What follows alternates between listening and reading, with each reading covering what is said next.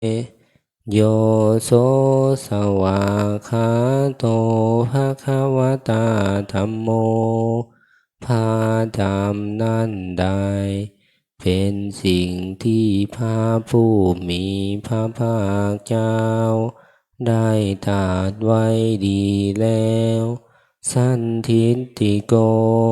เป็นสิ่งที่ผู้ศึกษาและปฏิบัติต้องเห็นได้ด้วยตนเองอากาลิโกเป็นสิ่งที่ปฏิบัติได้และให้ผลได้บ่จำกัดการเอหิปัสสิโกเป็นสิ่งที่ควรกล่าวกับผู้อื่นว่าท่านจงมาเบิ่งเถิดโอปัญญิโกเป็นสิ่งที่ควรน้อมเข้ามาใส่ตัวปัญจตังเวทิตาโปวินยูหิเป็นสิ่งที่ผู้หูก็หูได้เฉพาะตนตมหังธัมมังอภิปูชยามิข้าน้อยบูชาอย่างยิ่งเฉพาะพระธรรมนั้นศิลาสานะมามิข้าน้อยนอบน้อมพระธรรมนั้นด้วยหัวแห่งข้าน้อยกา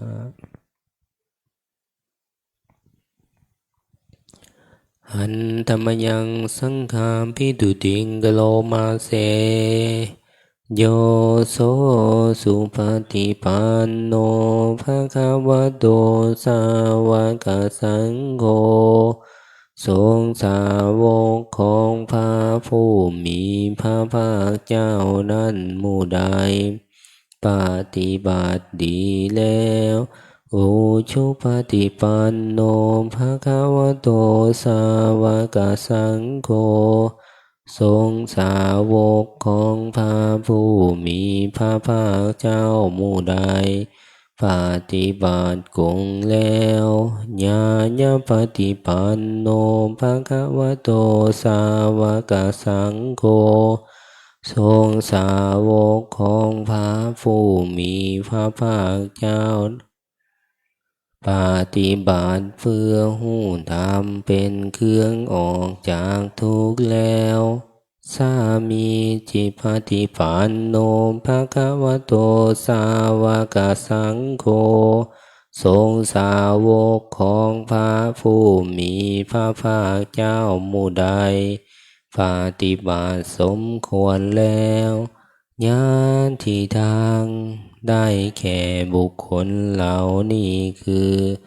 จัตตาริปุริสายุคานิอัตถปุริสบุคลาคู่แห่งบุรุษสี่คู่นับเนียงตัวบุรุษได้8บุรุษเอสัพพะคะวะโต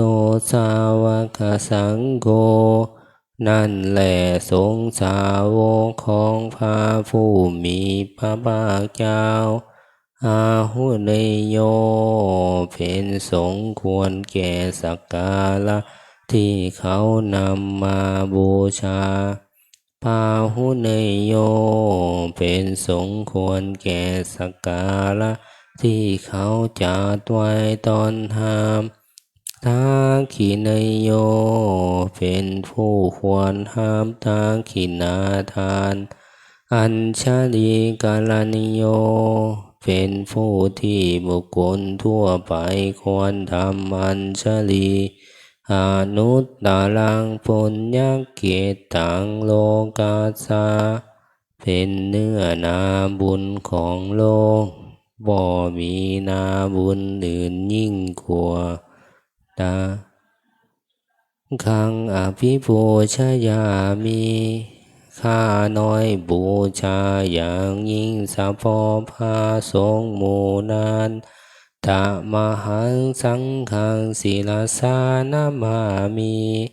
ข้าน้อยนอบน้อมพระสงฆ์หมู่นั้นด้วยหัวแห่งข้าน้อย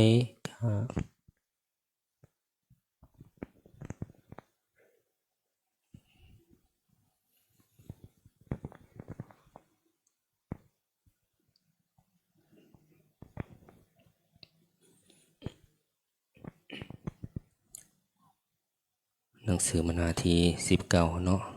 สังเวคะอินทาตถาคโตโลเกอุปันโนภาตถาคตเจ้าเกิดขึ้นแล้วในโลกนี้อะระหังสัมมาสัมพุทโธเป็นผู้ไกลจากกิเลสตรัสรู้ชอบได้โดยพระองค์เองธัมโมจะเทสิโตนิยานิโกและพระธรรมที่ทรงแสดงเป็นธรรมเครื่องออกจากทุกข์อุปาสามิโกปาลินิพพานิโกเป็นเครื่องสงบกิเลสเป็นไปเพื่อปาลินิพพานสัมโพธคามีสุขตาปเวทิโตเป็นไปเพื่อความหูพร้อมเป็นธรรมที่พาสุคตประกาศมายันตังธรรมังสุตตวาเอวังสานามาพวกเขาเมื่อได้ฟังธรรมนั้นแล้วจึงได้หูอย่างนี้ว่าชาติปิทุกขาอันว่าความเกิดก็เป็นทุกข์ชราปิทุกขาอันว่าความแก่ก็เป็นทุกข์มาลนัมปิทุกขังอันว่าความตายก็เป็นทุกข์โสกปาลิเทวทุกขโทมานาสุปายาปิทุกขาแม้ว่าความโศกความห้องให้หำให้ความบ่สบายกายความบ่สบายใจความคับแค้นใจก็เป็นทุกข์อาปิเยหิสัมปโยโคทุกโขความประสบกับสิ่งบ่เป็นที่ฮักที่พอใจก็เป็นทุกข์ปิเยหิวิปโยโคทุกโขความพลาดพลาดจากสิ่งเป็นที่ฮักที่พอใจก็เป็นทุกข์ยัมปิสังนาลปฏิตามปิทุกขัง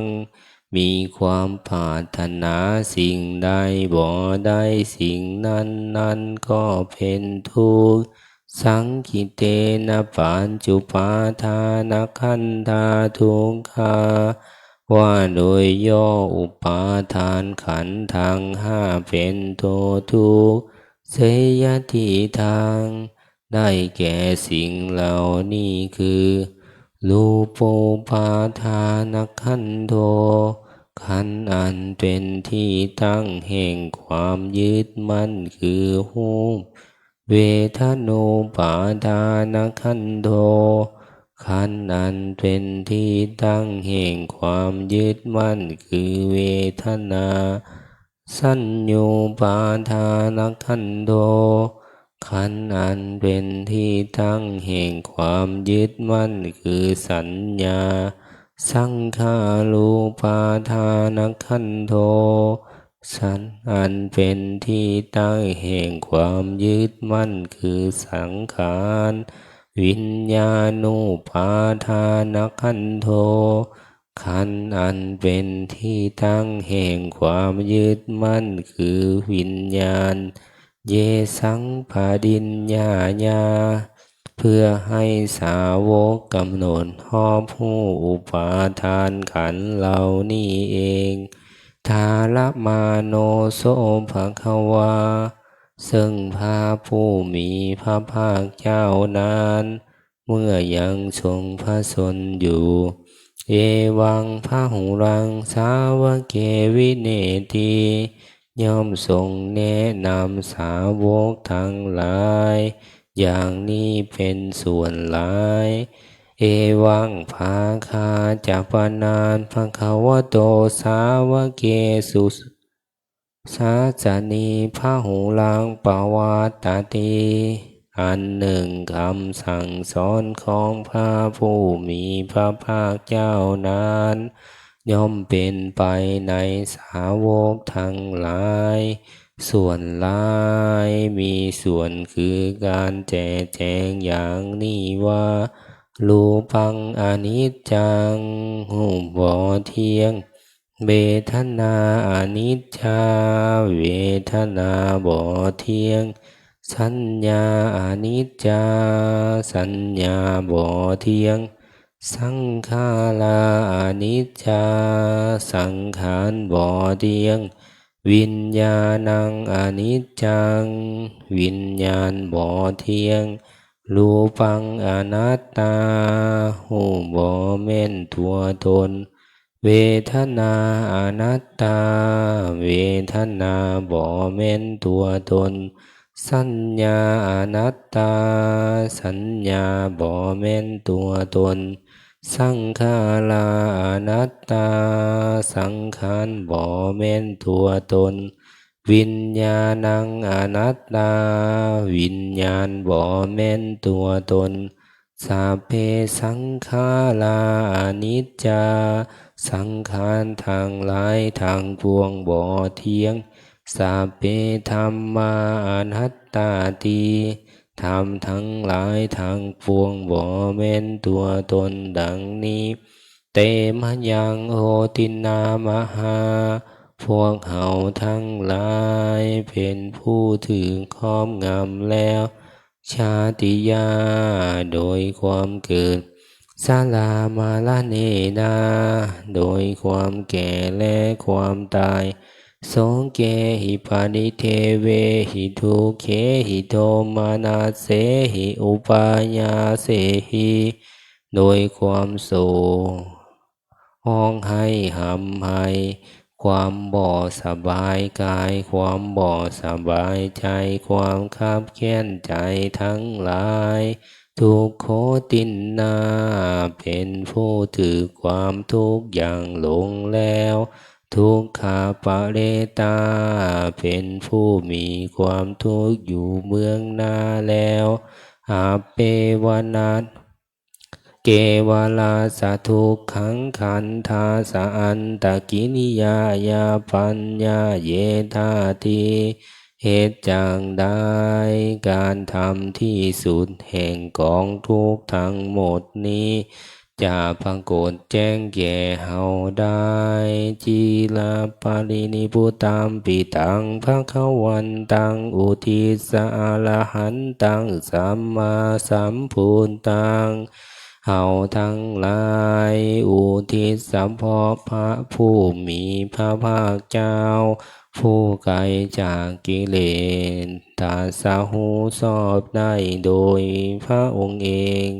ถึงปรินิพพานนานแล้วพระองค์นั้นสัทธาอาคารัสมาอนาคาริยังปัปปชิตาเป็นผู้มีศรัทธาออกบวชจากเฮือนบ่เกี่ยวข้องด้วยเหือนแล้วตาสมิงภควาติพระมจริยังจะลามาประพฤติอยู่ซึ่งพรหมจรรย์ในพระผู้มีพระภาคเจ้าพระองค์นั้นภิกขุนังสิกขาสาชิวาสัมมาปันนาถึงพร้อมด้วยสิกขาและธรรมเป็นเครื่องเลื่องชีวิตของภิกษุทั้งหลายตั้งโนพระมจริยังอิมัสสะทุกขังขันธาสันตกิริยายาสังวัตตุขอให้ผมมาจันของเฮาทั้งหลายจงเป็นไปเพื่อการทำที่สุดแห่งกองทุกข์ทั้งหมดนี้เถิดส่วนร้ายมีส่วนคือการแจกแจงอย่างนี้ว่าส่วนร้ายมีส่วนคือการแจกแจงอย่างนี้ว่าส่วนร้ายมีส่วนคือการแจกแจงอย่างนี้ว่าส่วนร้ายมีส่วนคือการแจกแจงอย่างนี้ว่าส่วนร้ายมี ส่วนคือการแจกแจงอย่างนี้ว่าลูกส่วนร้ายมีส่วนคือการแจกแจงอย่างนี้ว่าลูกส่วนร้ายมีส่วนคือการแจกแจงอย่างนี้ว่าลูกร้ายมีส่วนคือการแจกแจงอย่างนี้ว่าลูกส่วนร้ายมีส่วนคือการแจกแจงอย่างนี้ว่าลูกส่วนร้ายมีส่วนคือการแจกแจงอย่างนี้ว่าลูกส่วนร้ายมีส่วนคือการแจกแจงอย่างนี้ว่าผู้มีพระภาคเจ้านักผู้มีพระภาคเจ้านักผู้มีพระภาคเจ้านักผู้มีพระภาคเจ้าเสวนาที31หันธรรมยังตังคณิกาปัญจเวคณาปะทังพนามาเสอาติสังขายโยนิโสจิวลังปฏิเสวามิเฮายอมพิจารณาโดยละเอียดแล้วนุ่งห่มจีวรยาวเดวสีตาสาปฏิฆาตายาเพียงเพื่อบำบัดความหนาวอุณหสาปฏิฆาตายาเพื่อบำบัดความร้อนดังสมากัสสวาตาตัมปสิริงสัมปสัมผัสสานังปฏิฆาตายาเพื่อบำบัดสัมผัสอันเกิดจากเหงือกยุงลมแดดและสัตว์เลื้อยคลานทั้งหลายยามเทวาอินิโกปินาปฏิสาตนาทางและเพียงเพื่อปกปิดอวัยวะอันให้เกิดความละอายปฏิสังขายโยนิโสติปาตังปฏิเสวามิย่อมพิจารณาโดยละเอียดแล้วสันบินนาบานเนวัฏวายา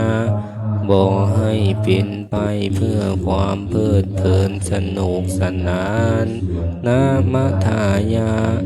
บอกให้เป็นไปเพื่อความเมามันเกินกำลังพลังทางกายนามันดานายาบอกให้เป็นไปเพื่อประดับนาวิปูชนายาบอกให้เป็นไปเพื่อตกแต่งยาวเทวาอิมาสังกายาสถิติยาแต่ให้เป็นไปเพียงเพื่อความตั้งอยู่ได้แห่งกายนี้ญาปนายาเพื่อความเป็นไปได้ของอัตภาพ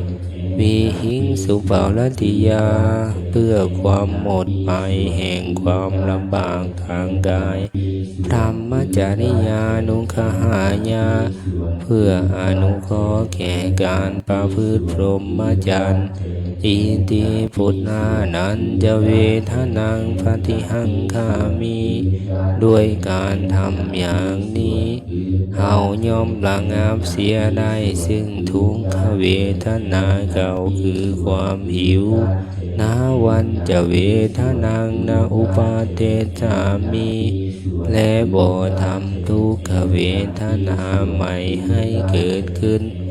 ญาตาราจะมีภวิสติอนวัสสันตาจะพาสุวิหาโลจาติอันหนึ่งความเป็นไปโดยสะดวกแห่งอัตภาพนี้ด้วยความเป็นผู้หาโทษบ่ได้ด้วยและความเป็นอยู่โดยผาสุกด้วยจะมีแก่เฮาดังนี้ปฏิสังขายโยนิโสเสนาสนังปฏิเสวามิเฮายอมพิจารณาโดยละเอียดแล้วไสสอยเสนาสนายาวเทวสีตาสาปฏิฆาตายาเพียงเพื่อบำบัดความหนาวอุณหชาปฏิฆาตายาเพื่อบำบัดความร้อน ดังสมากาสวาตาตัปสิริงสัพพสัมผัสสานังปฏิฆาตายาเพื่อบำบัดสัมผัสอันเกิดจากเหือกยุงลมแดดและสัตว์เลื้อยคลานทั้งหลายยาวะเจวะอุตุปาริสยวิโนทนังปฏิสัตลานาลามัทธังเพียงเพื่อบรรเทาอันตรายอันจะเกิดมีจากดินผ้าอากาศและเพียงเพื่อความเป็นผู้ยินดีอยู่ได้ในที่หลีกเว้นสำหรับภาวนาปฏิสังขายโยนิโสกีลานาปัจจยาเพสัสสะปริคาลังปฏิเสวามิเฮาย่อมพิจารณาโดยละเอียดแล้วบริโภคเภสัชบริขารอันเกื้อกูลแก่คนไข้ยาวะเทวะอุปันนานังเวยาปาติกานังเวทนานังปฏิฆาตายาเพียงเพื่อบำบัดทุกขเวทนาอันบังเกิดขึ้นแล้ว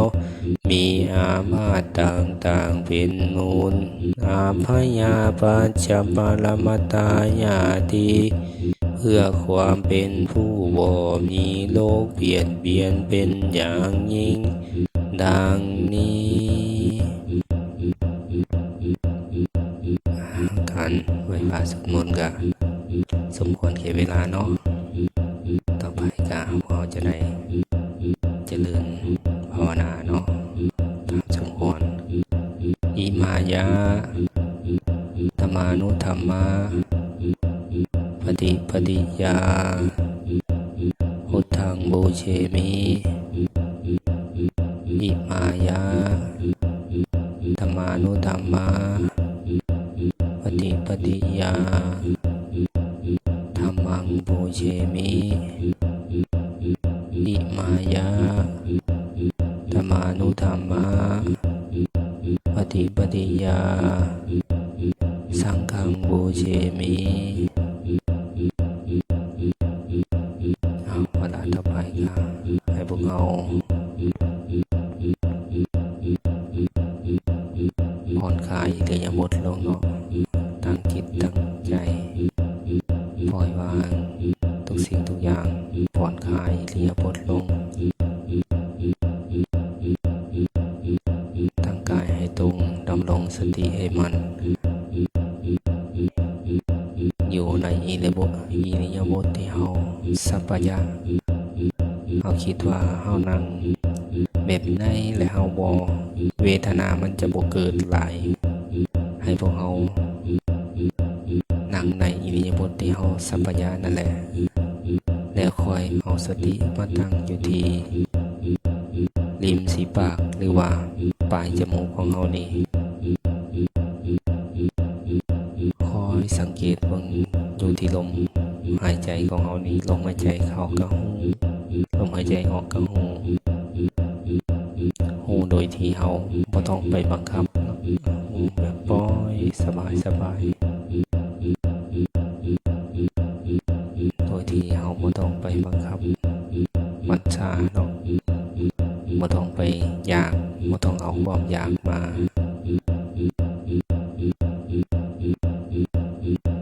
นำหน้าบ่ต้องให้ความอยาก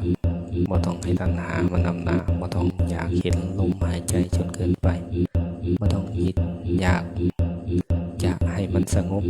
เนาะแค่มันพุ่งซ่านไปเฮาก็หูว่าโอ้จิตนี่มันพุ่งซ่านมันมีความเกิดขึ้นแล้วมันก็ต้องดับไปเป็นธรรมดาเมื่อมันคิดพุ่งซ่านไปทางอื่นก็ให้ดึงมาอยู่ที่ลมหายใจของเฮานี่ตัวสติที่มันเกิดขึ้นนี่แหละมันจะเป็นมหากุศลเป็นบุญเป็นกุศลของเฮาให้ถ้ามันส่งผลก็จะนำเอาให้พ้นทุกข์ในเนาะก็ให้พวกเราตั้งจิตตั้งใจเนาะในการที่จะ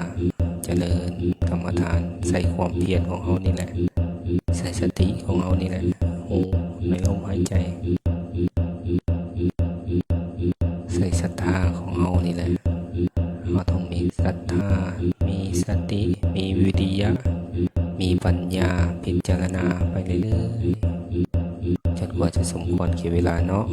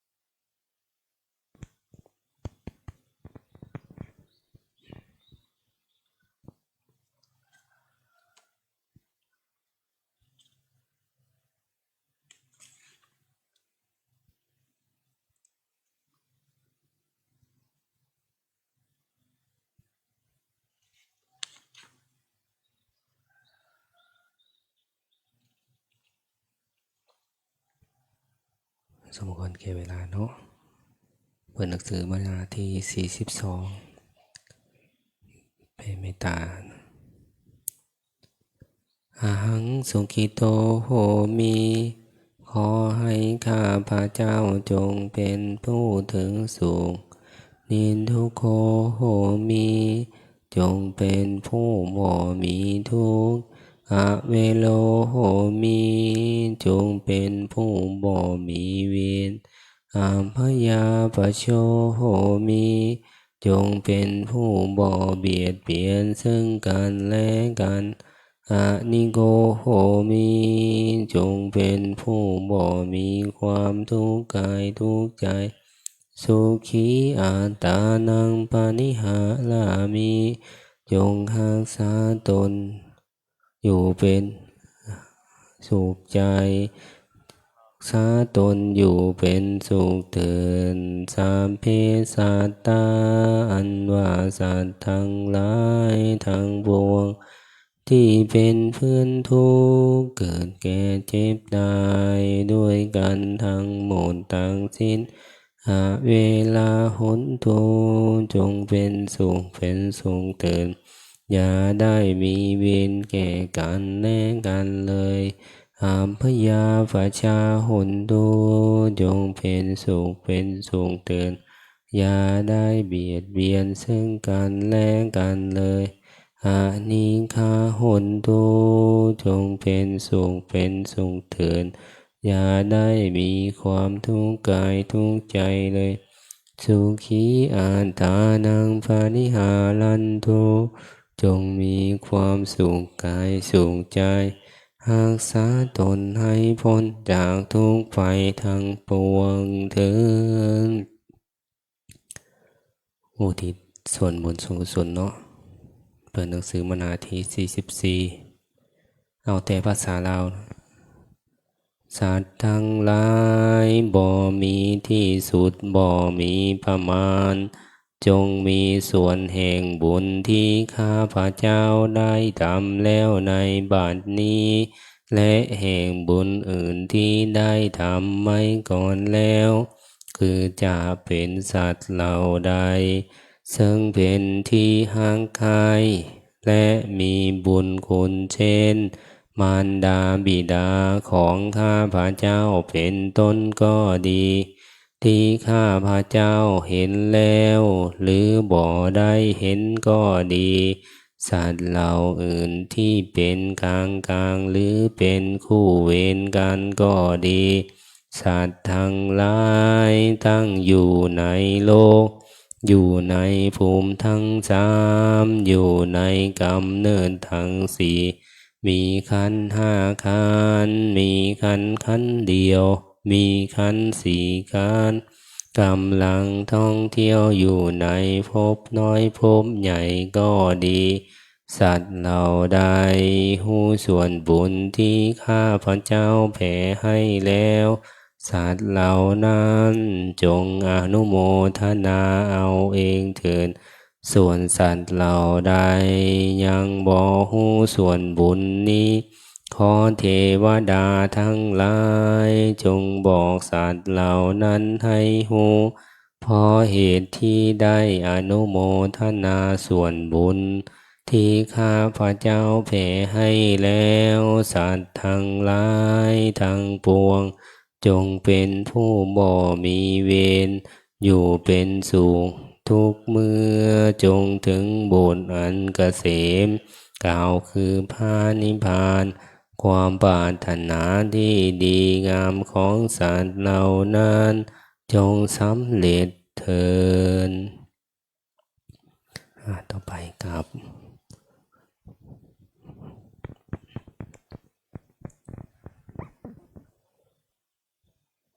อุกาสวันทามิพันเตเจติยังสัมบังสัมปทาธาเนสุปาริติตังสาริริกตาโพธิงพุทธลูปังสักขลังสัทธาวาจสามนาสาเจววันดามิเตตาทาคาเตสยาเนหาสาเนสะ ขมาเนสาปิสาปาทาอุคาสวันทามิพันเตสาพังอปาลาตังขมาตเมพันเตมยังกตาสามินาอนุโมทิตาพังสามินากตังปุญญังไมหังคาตาปังสาธุสาธุสาธุอนุโมทามิ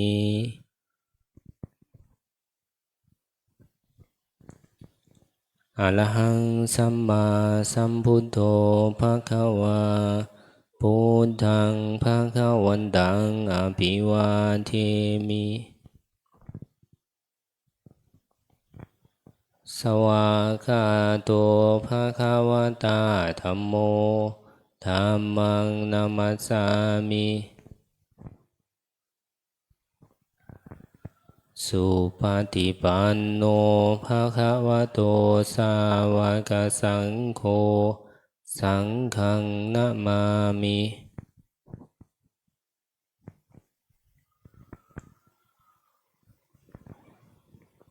เวลาต่อไปกราบปฏิลาเนาะกราบ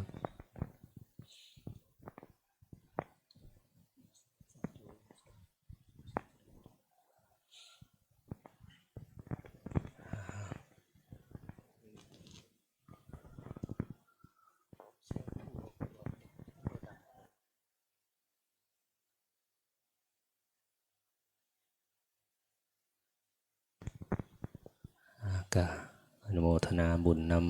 ำขอท่านทั้งหลายเนาะที่ได้ลุกขึ้นมาไหว้พระสวดมนต์เจริญภาวนาสะสมบุญสะสมทรัพย์ไว้เนาะฟังทรัพย์ไว้ในศาสนานี้เวลาต่อไปก็จะเป็นเวลาในการฟังธรรมเทศนาเพื่อเสริมสติปัญญาฟังในสิ่งที่เฮาบ่ทันได้เคยฟังสิ่งที่เฮาได้ฟังแล้วจะแจ่มแจ้งยิ่งขึ้นไปฟังธรรมเพื่อ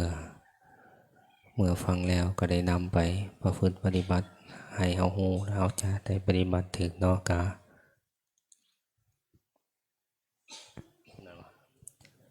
ขอการอาราธนานิมนต์เนาะ